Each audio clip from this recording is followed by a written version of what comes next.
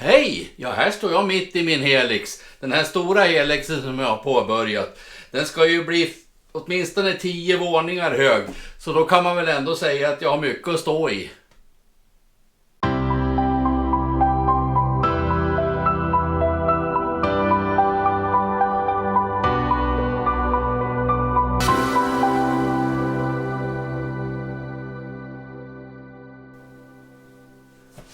Välkommen till Kens H0 och det är jag som är Kent Berger.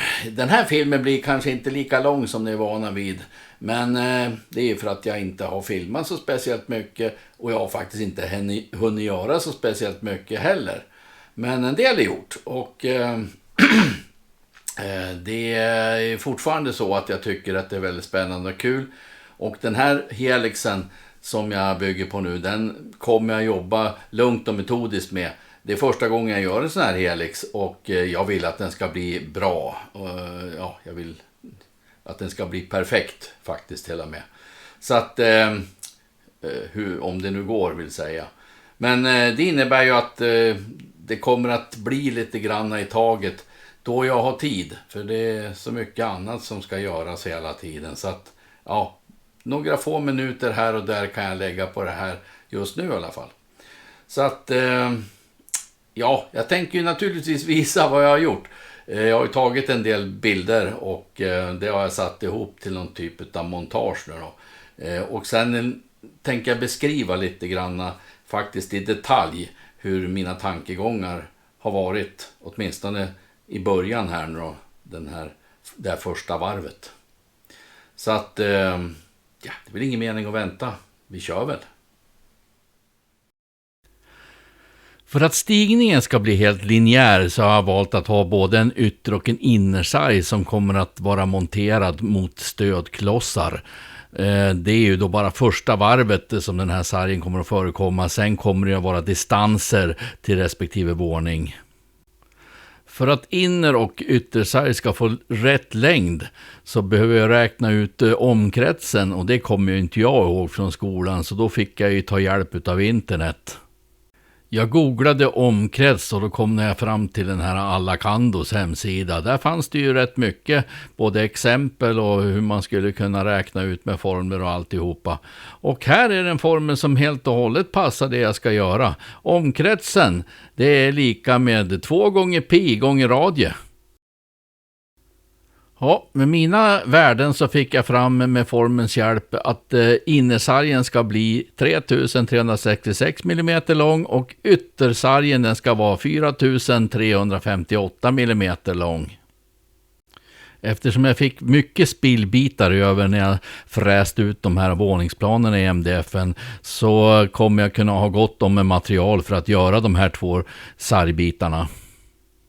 Men eftersom den här sargen är så pass lång så behöver jag dela upp varje sarg i 2 enskilda delar.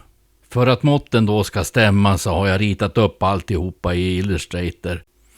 Jag vill ju att det ska vara 70 mm mellan våningarna och det innebär att sargens höjd måste vara 86 när den har nått ett varv för att det ska vara möjligt att uppnå det.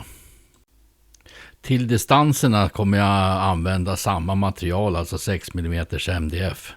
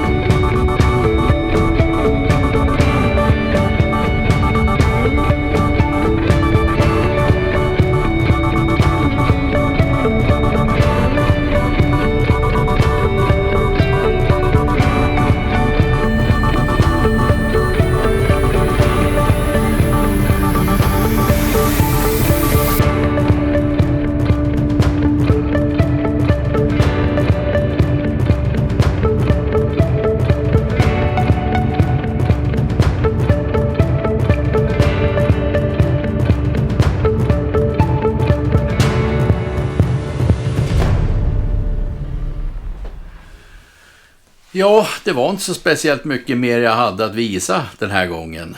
Nästa film kommer förmodligen att visa då jag lagt rälsen på första våningen, kanske flera våningar dessutom.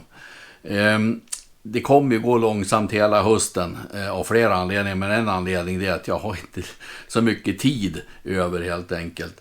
Så att fram till jul så hade jag tänkt att lägga det mesta på den här helixen. Det är den som är viktigast just nu, så jag kan förbinda alla delar i min modelljärnväg. Så jag kan köra från flera stationer till varandra så att säga. Så att det är det jag kommer att lägga ner mest krut på helt enkelt. Så fram till nästa gång då. Hej så länge, så ha det så bra. Och tack för att du ville titta.